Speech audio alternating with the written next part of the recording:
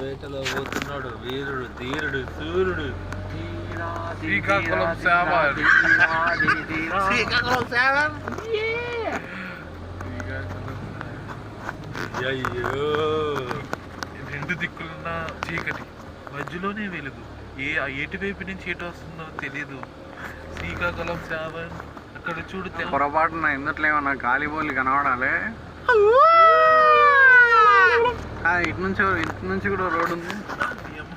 ఢిల్లీలో దడదడ Srikakulam seven. Srikakulam seven.